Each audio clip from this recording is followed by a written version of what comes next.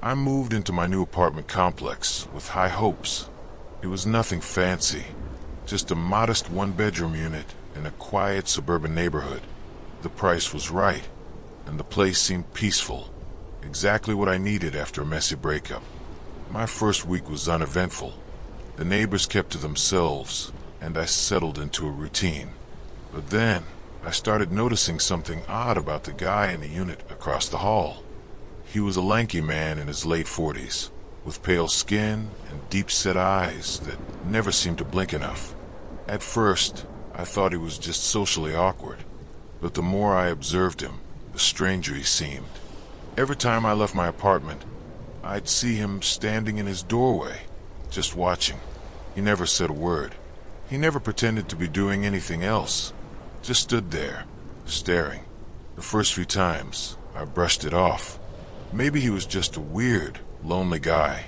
But then I noticed other things.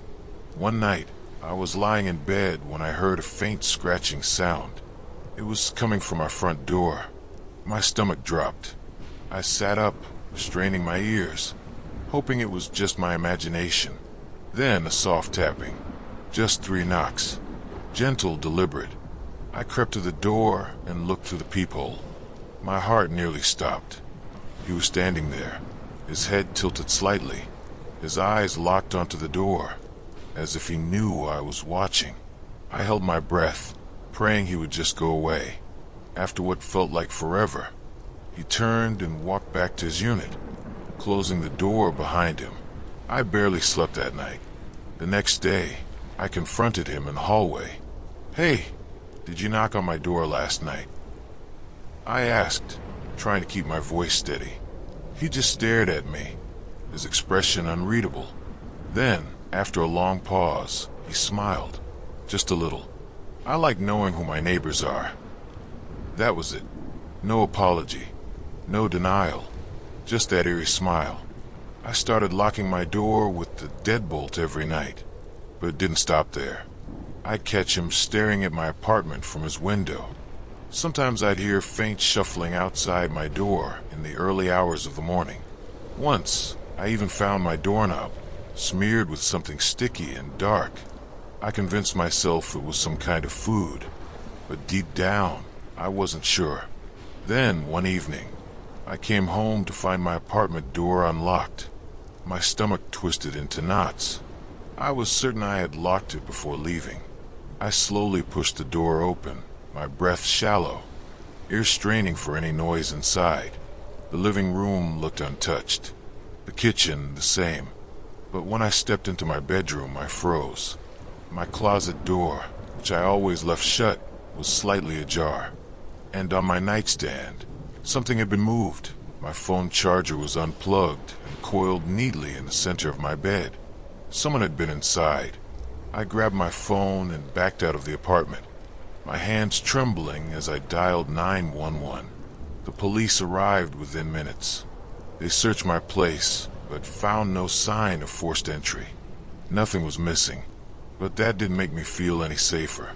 I told them about my neighbor, about the staring, the knocking, the strange behavior. One officer went across the hall to talk to him, while another stayed with me. After a few minutes, the officer returned, looking unsettled.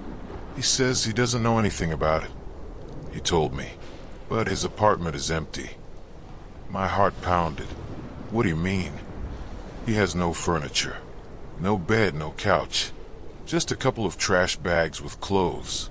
It's like he just stays there, but doesn't actually live there. I felt sick. That night, I stayed at a friend's place. When I returned the next day, I saw something that made my blood run cold. His door was wide open. The apartment was completely empty. He was gone. No one knew where he went. The landlord said he had paid in cash and never gave a forwarding address. I never saw him again, but I never felt safe in that apartment after that. I moved out within a month. To this day, I can't shake the feeling that he's still watching somewhere. When Mr. Langley moved into the house next door, I didn't think much of it. People came and went in the neighborhood all the time. and I was used to keeping to myself. But something about him unsettled me from the start.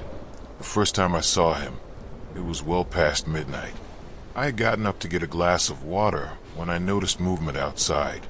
Peering through my window, I saw him standing in his yard, facing my house. He wasn't moving, just standing there, his head tilted at an unnatural angle. A shiver ran down my spine as I reached for my phone, debating whether to call someone. Then, in a slow, deliberate motion, he raised his hand and pointed directly at me.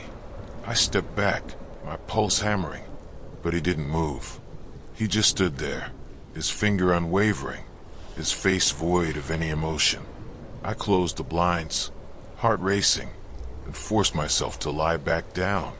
I told myself I was imagining things, but deep down I knew I wasn't. The next day, I tried to shake off the encounter. When I finally saw Langley in daylight, he was in his driveway, unpacking his belongings, if you could even call them that. A single suitcase, a large duffel bag, and what looked like a birdcage covered with a stained cloth. Instead of carrying things inside like a normal person, he stood motionless, staring at his house, fingers twitching at his sides. His skin was stretched tight over his face, his cheekbones sharp, eyes hollow. Then, in one swift motion, he yanked the cloth off the birdcage.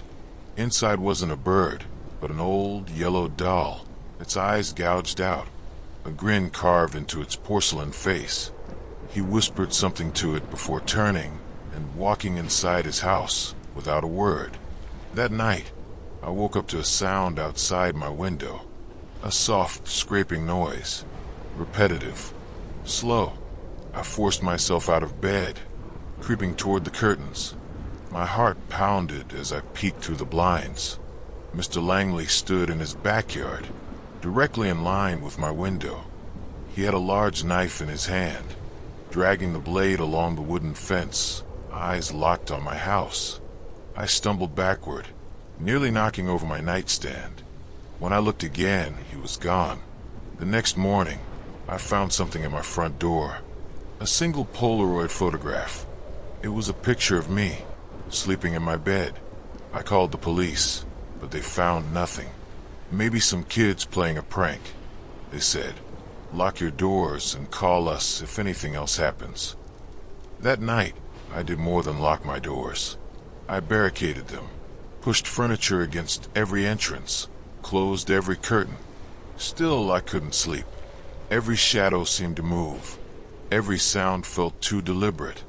Then, at exactly 3:12 a.m., my phone vibrated on my nightstand. A text from an unknown number. "Did you like the picture?" I barely had time to process the message before I heard it. A sharp whisper from inside my house. "Wake up." My blood turned to ice. I grabbed my phone, turning on the flashlight. The beam flickered as I scanned my bedroom. Empty. Then I saw it. My closet door, slightly ajar. The whisper came again. Closer. I bolted. I didn't care that it was the middle of the night. I ran straight to my car and sped off. I checked into a motel, shaking, barely able to breathe. The next morning, I returned with a police officer. The house was empty. No signs of forced entry. Nothing missing. But sitting on my kitchen table was another Polaroid. This time, it wasn't of me sleeping. It was of me, standing at my window, looking out. The picture was taken from inside my house. I never went back. I couldn't. The fear had rooted itself too deep, making the mere thought of stepping through that front door unbearable. I sold the house through an agency, never meeting the buyer, never setting foot on that property again. Whatever was in there, whoever had been watching me, I refused to give them another chance. Even now, in a different city, in a different home, I sleep with the lights on. I check my locks 3 times before bed, but sometimes I wake up to my phone vibrating in the dead of night. A voice, hoarse and distorted, barely more than a whisper, speaks from the phone. It's slow, drawn out, like someone struggling to mimic human speech. I miss our neighborhood. I always thought neighborhoods were supposed to be safe. That's why I moved here. A quiet cul-de-sac, friendly neighbors, low crime rate. I never imagined that safety could be an illusion. The day after I moved in, the doorbell rang. I wasn't expecting visitors, but when I opened the door, I found a couple standing there, grinning from ear to ear. They introduced themselves as John and Marie, my new neighbors from across the street. "Welcome to the neighborhood," Marie chirped, handing me a tray of cookies. They smelled delicious, but something about the way she stared, unblinking, made me uneasy. John clapped me on the shoulder, a little too hard. "We're so glad to have you here. It's been too quiet without someone in the house." His grip lingered for a second too long, and I forced a polite smile. "Oh, thanks. It's great to be here." Marie leaned in slightly, her voice lower now. "We've been watching the house for a long time, wondering who might move in." I laughed awkwardly. "Well, here I am." They both chuckled, but there was something off about it. It didn't feel like laughter. It felt rehearsed. I thanked them for the cookies and excused myself, shutting the door quickly. That night, I heard a noise. A soft scratching, like something brushing against my front door. I crept downstairs, hard hammering. Through the peephole, I saw nothing but darkness. Still, I felt watched. As I turned away, relieved but unsettled, a flash of movement caught my eye. My stomach dropped. Through the dim glow of the streetlight, I saw John, standing perfectly still, his face pressed against my living room window, grinning. I gasped, stumbling back, my breath caught in my throat. But when I turned back, he was gone. The yard was empty. The street was silent. The next morning, I noticed something off. Footprints, too many to count, circled my house in the dewy grass. They weren't from shoes, but bare feet, pressed deep into the earth. My stomach twisted. Who walks around barefoot in the middle of the night? I avoided them for a few days, hoping my unease would fade. But then, they started showing up uninvited. John would appear in my backyard, grinning through the sliding glass door as if waiting for me to notice. Marie would leave little gifts on my porch, dolls with missing eyes, a single wilted flower, an old photo of my house from decades ago. One night, I woke to the feeling of being watched. My bedroom window faced their house, and as I glanced outside, my stomach dropped. They were standing in their yard, completely still. But this time, they weren't alone. A row of mannequins, at least a dozen, stood behind them, arranged in a perfect line. Their featureless faces were all turned toward my house. My breath hitched. I rubbed my eyes, hoping I was imagining things. But when I looked again, John and Marie had moved closer, and so had the mannequins. I slammed my blinds shut and locked my bedroom door. Sleep was impossible.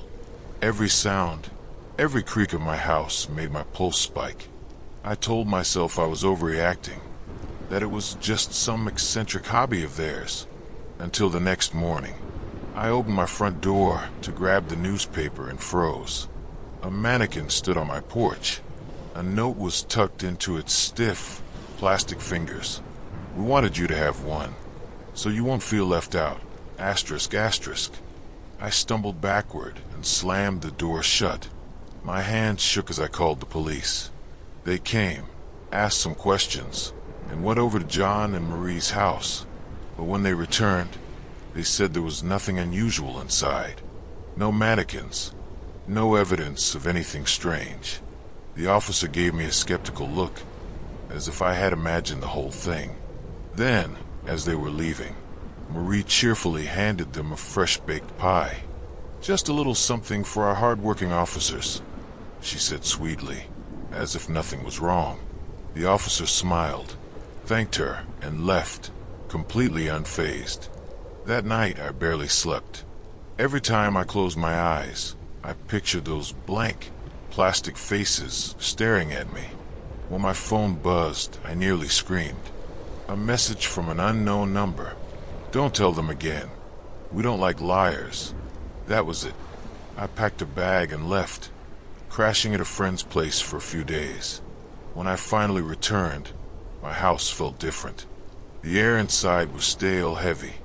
I checked every room, every closet, making sure nothing had been disturbed. Then I entered my bedroom. Every mannequin was inside, standing in a perfect circle around my bed. I immediately left and never set foot in that house again. I didn't bother selling it. I didn't go back to collect my things. I left it as it was, locked the door, and never looked back. But sometimes, late at night, I dream of those blank faces staring at me. And when I wake up, I swear I hear soft, shuffling footsteps outside my window.